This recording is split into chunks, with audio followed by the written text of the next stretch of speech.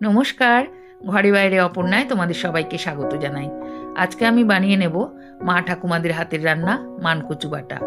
এটা গরম ভাতে খেতে হবে অসাধারণ। এটা তৈরির জন্য আমি একটা মিক্সিং জারে নিয়ে নিয়েছি 100 গ্রাম আন্দাজ মানকচু। এগুলো টুকরো করে নিয়েছি। দিয়ে দিলাম 10-12 কোয়া রসুন আর দেব 4টে কাঁচা লঙ্কা। একটা পেস্ট বানিয়ে নেব।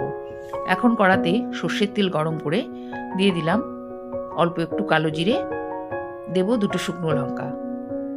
এগুলো একটু ভেজে নিয়ে এর মধ্যে আমি মানকচু বাটাটা দিয়ে দেব। দিয়ে দেব অল্প একটু হলুদ গুঁড়ো আর দেব আন্দাজ মতো নুন। এখন এটা একটু মিশিয়ে নিয়ে এর মধ্যে দেব 3 চামচ নারকেল কুড়া। ভালো করে আমি এটা কচুর সাথে মিশিয়ে নেব।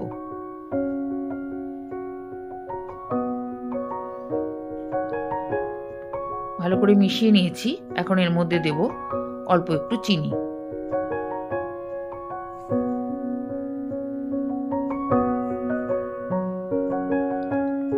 চিনিটা দিয়ে একটু মিশিয়ে নিয়ে এর মধ্যে দিয়ে দিলাম 2টো কাঁচা লঙ্কা কুচনো। ঝালটা তোমরা যে যেরকম খাও সেই আন্দাজে দেবে। এখন আমি এটা 10-15 মিনিট ভালো করে রান্না করে নেব। এটা রান্না হয়ে গেছে। এখন আমি এর মধ্যে একটু ধনেপাতা কুচি দিয়ে দিলাম। এখন এটা ভালো করে মিশিয়ে দিয়ে রান্নাটা একদম রেডি হয়ে গেছে। এখন আমি এটা সার্ভ করে দেব। এই রেসিপিটা তোমাদের যদি ভালো লেগে থাকে তাহলে অবশ্যই আমাকে একটা লাইক শেয়ার করে কমেন্ট করে দিও।